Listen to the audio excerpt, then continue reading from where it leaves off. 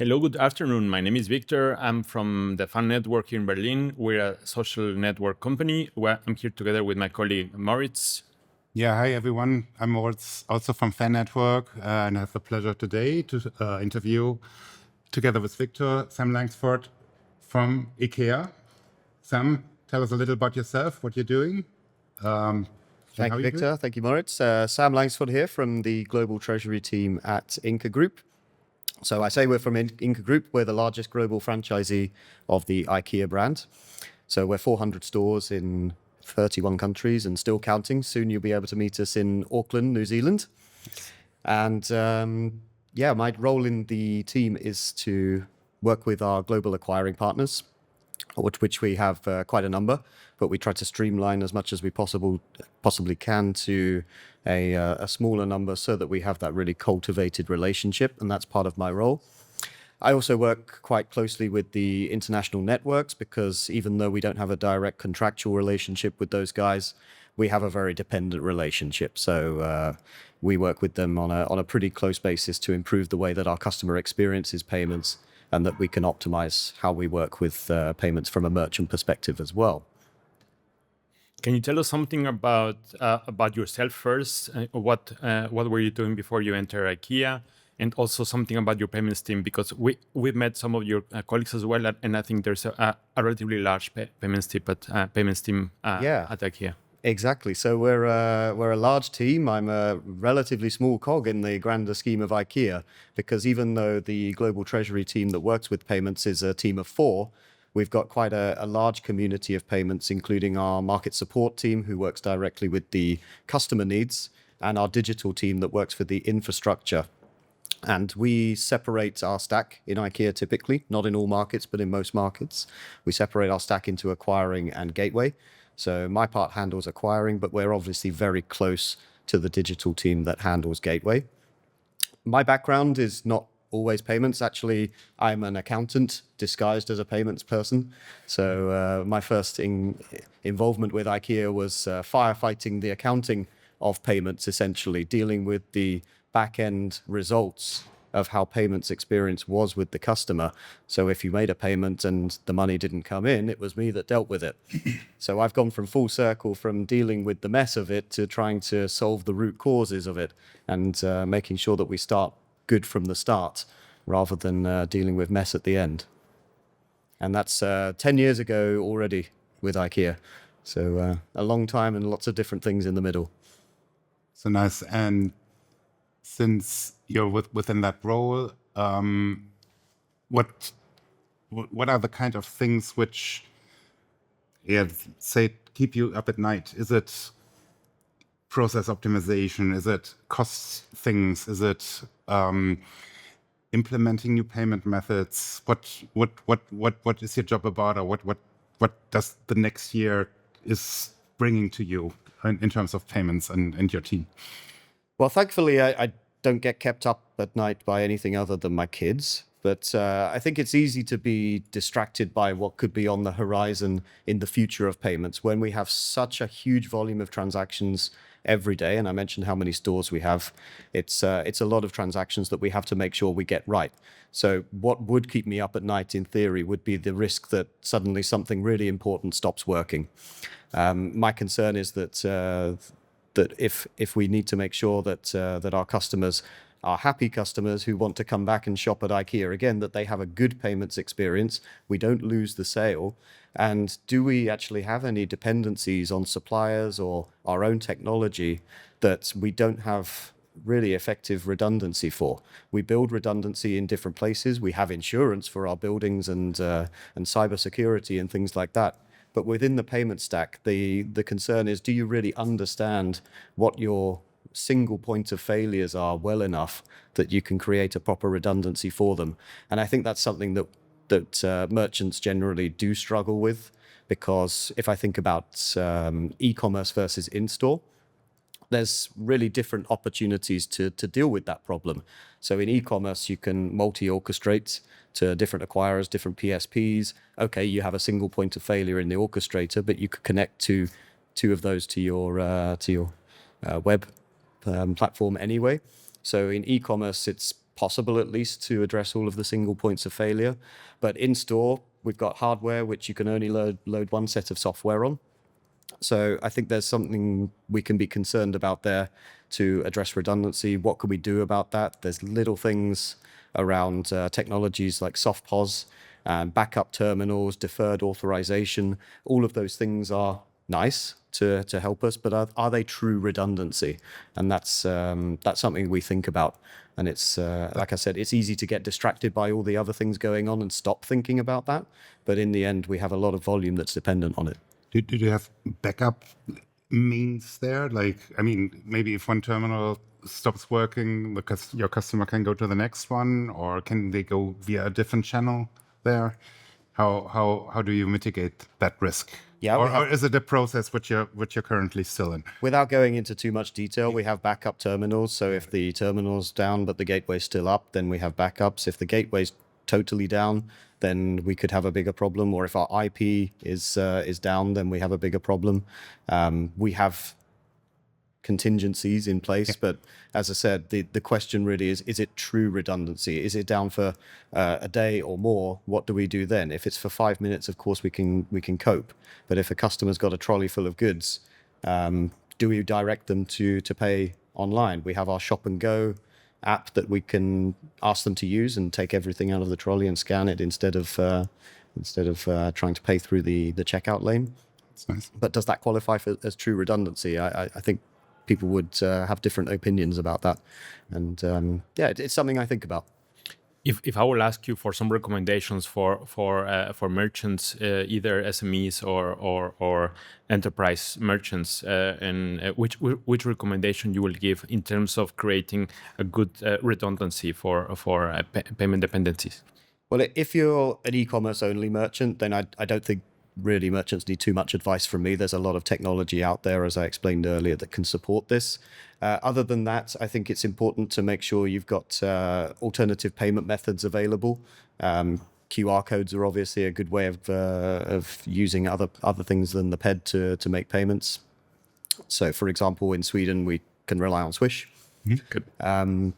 But I think the better bit of advice that I could give a merchant is look at how agile your stack is.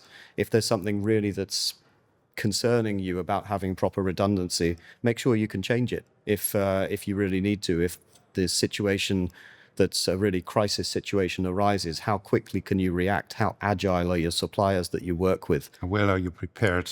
How well are you prepared? Yeah. What action plan would you put in place if that happened? And you should have a plan. And do you even have a plan in the first place? That's an important step.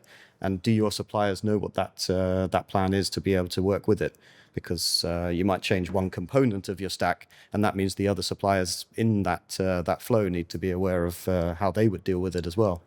And we know how complex these things can be. Yeah, when you change some parts of that equation, and then I don't know, some reference number doesn't appear anymore, and then you're having a whole new kind of problem there. At this event here at the MPE, there's quite a few, and it's getting stronger, orchestration providers. We have reconciliation providers here. How do you tackle that? Is orchestration a thing for you? If you do it, is it an in-house orchestration? Do you work with external partners on that, or how do you? Is it a thing for you? It's currently a thing for us, if I describe it like that. So we're in a tender process at the moment for orchestration, so I can't talk so much about it. Sure. But it's not the best kept secret, because everybody at MP approaches me and asks how it's going. Obviously, I don't tell them, but they all know it's happening. So yes, it's happening. It's a thought process that we're going through at the moment, and we're trying to work out what the best way is to put that in place, because there's lots of different flavors to orchestration. You can orchestrate the gateway, you can orchestrate the acquirer, you can orchestrate the orchestrators. So there's lots of different considerations at play, and then it gives us automatically a question to ask about what do we do with tokenization, what do we do with fraud. So in addressing the redundancy question, we raise more questions than we answer. So it's an interesting topic, but a very complicated one. And is that orchestration approach, what you're doing, is that mainly on having more redundancy in your setup, or is it more on the reduction of complexity and how you operate? IKEA, or is it both? Well, I wouldn't say that orchestration will ever be something that reduces complexity. I think it's the price that we pay for redundancy that we add complexity, because you mentioned if a reference isn't flowing for some reason, we automate our reconciliation in IKEA. So we've become dependent on the reporting flows that include things like payment references, order references. And if something like that stops working, then it's a problem for us. But if we add different suppliers into our mix through orchestration, then it adds a new dependency. It adds probably several new dependencies because we're opening up for multi-processing options. So yes, it's primarily to address redundancy, but it can give us those nice use cases that I mentioned earlier, and the ones that you're probably thinking of around least cost routing, waterfall retries, that kind of thing. But we're at the beginning of that journey at the moment. Following the same line as Moritz mentioned, can you give some recommendations for those of us that are just starting to see, to review which vendors offering orchestration services? What is it that we should look for? Which are is it the founders? Is it the presence? Is it the coverage? Is it the connection to acquirers? Is there something that they would recommend for those of us that are starting to review these vendors? Well, I'll turn your question around a bit because I don't want to inadvertently say something that I can't say during the process. But one thing that I would recommend to merchants who are thinking about this is really understand what is your question that you're trying to solve with orchestration, and understand what it is that your buy-in decision makers internally are expecting from it. Because that, like I said, can have many different flavors, and orchestration means something very different to one person than it means to another. And I think it's easy to get expectations wrong and then lead into a pathway down a conversation that you weren't expecting, that actually takes you away from the intended outcome that you were looking for. So if I sum it up as advice, I think that's the first thing I think that we could have considered more deeply, and we learned along the way. But I think a merchant starting with that would not go too far wrong. I have some more questions, Moritz. I don't know if you have Go for it. I don't know if we didn't cover this topic before, but how many acquirers is the exact number for you? Is it 2 or 3, 4, or is it 2 or 3, 4, 5, or is it the more the better, or the more complicated, as you said earlier? What's your point of view? Well, is it heavily depending on the business, what you're doing? You got it, right? So the answer is not 1, the answer is not 100, it's something in between, but the number in between really depends on your circumstances. It depends how many markets you're operating in, it depends which markets you're operating in, because we prefer to streamline where we can. So I mentioned the automation of reconciliation. Fewer acquirers makes that easier. It helps you develop those really trusted partnerships that you can rely on and make payments more consistent as an experience for the customer as you can. But ultimately, it's neither possible nor desirable to have one single acquirer for every market, because you don't have that failover and you don't have that possibility to benefit from on-us pricing. You don't have that availability to benefit from local payment methods in every market that's supported by a single acquirer. Okay, you might be able to do it through intermediaries, like layers on top of acquirers, but then that also adds complexity and it adds risk factors. So it's definitely not desirable to reduce it to one. But it's, for us, in Europe at least, we streamline it to a few core suppliers. So one of the sessions just before we started this podcast here was on the new instant bank transfer payment methods here in Europe. Is this something you're looking at, which could help your business, or is it something you want to look at from the sideline so far? We've got a lot of objectives in payments. One of them is to make sure that the customer can pay the way they want to pay, safely and securely. So in some markets, that does lead us to instant payments. I mean, the Netherlands is a really good example of that, where if you don't offer Ideal, you don't sell products.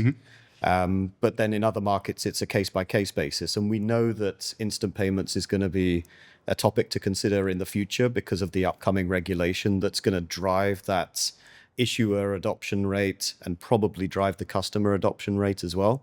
And we look closely at products like Wero for the future to see how that's going to go and consider whether we want to be early adopters of that. But then everything in between, we just ask what does the customer want from us? And in some cases, it means an open banking product. In some cases, it means an account-to-account product. But it's really not a question that's universally answered, even just in Europe. Yeah, that was a concern on that panel discussion earlier on. It's heavily depending on the market as well. So yeah. I think we're close to the end. Maybe just some words to close the conversation. Also from you, Moritz, is there any thoughts that we can agree or think of what the future of payments could be? Is there one buzzword that we're starting to hear right now? For example, I heard yesterday IA agent payments from IA agent to IA agent. So is there something besides artificial intelligence? Is there any word or anything that we can think for the future of payments? Yeah, I mean, AI is something that is speculative at best at the moment, and the best thing that we can do and what we're practically doing at the moment is making sure that when that time comes, that it's a more tangible thing that our business has developed to be able to make use of, that we've built this data foundation underneath it. And payments data is a really important part of that. So again, I come back to that synergy between different payment methods that we have. Fewer suppliers is better than hundreds, because you want to make sure that you have rich data sets that are consistent to one another, that when the time comes that an AI agent wants to look at that data and give you a useful, insightful answer to make a decision with, that it's had the right tools and information to be able to leverage. So I couldn't say confidently what the future of payments going to look like in that space, but the best thing we can do as merchants is be ready for that by laying the data foundation. The data is an important part of AI. The data is a critical part, and it's useful for not just the AI reasons. We're doing a lot of work around data foundation anyway, but I think if merchants are not doing this now, then they could find themselves missing the boat in the future. As a person who loves to work with data, I completely agree. And I have really nothing to add to this. So from my side, Sam, if you want to do one final word, go for it. Otherwise, thank you very much for this insightful interview. Thanks for inviting me on. It's been a pleasure. Thank you, Sam. Thank you. Thanks.